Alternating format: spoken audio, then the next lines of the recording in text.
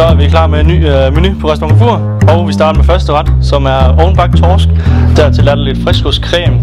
Der er lidt chips lavet på blå kartofler og lidt citroncreme til og lidt frisk salat til. Og den anden ret er en hjemmerøget svinemørbrad. Dertil er der lidt gulerodssuppe, lidt æblesalsa og lidt frisk kørvel dertil.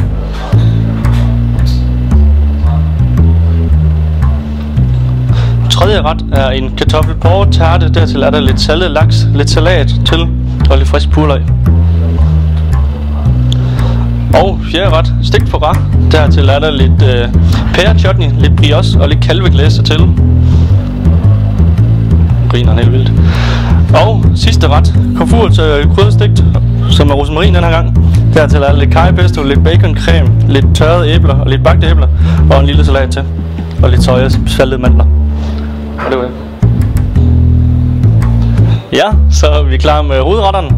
Den første ret er dampet fjordskrupper. Dertil er der en porre spinat-timbale, lidt spidskål, vend i lidt sennepsvinaigrette, og så er der lidt frisk dild til.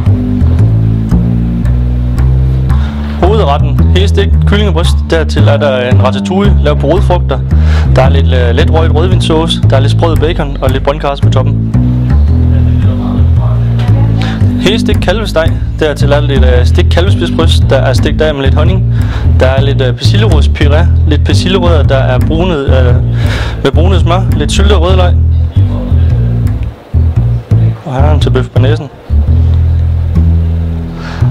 Yes, bøf banæs. Hjemmelavet pomfritter. Hvad? Bøf banæs til herren. Hjemmelavet pomfritter, bøf oksemørbrad, hjemmelavet banæsovs og så lidt af det usunde. En salat, hvor i der er vendt lidt sennepsvinaigrette med lidt sprød rugbrød.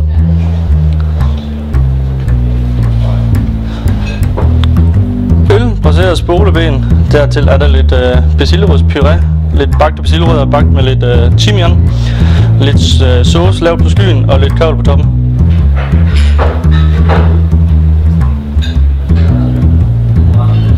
Ja, så er vi kommet til dessert og oste, og vi starter med ostene. Der kan man få 5 slags eller 3 slags oste.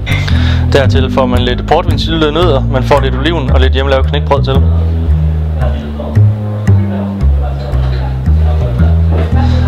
Og den første dessert er gammeldags æblekage, som min mormor lavede. Dertil er lidt makroner og lidt frisk flødeskum til. Og den sidste dessert, crème brûlée. Dertil er der lidt vaniljeis, der er en lille ananassalat vendt i lidt mynte, der er lidt sprød ananas, og så er der lidt mælkemarmelade til. Så velbekomme. Og I kan selvfølgelig følge os inde på Facebook, der kan I finde alle mulige oplysninger om os. Find os.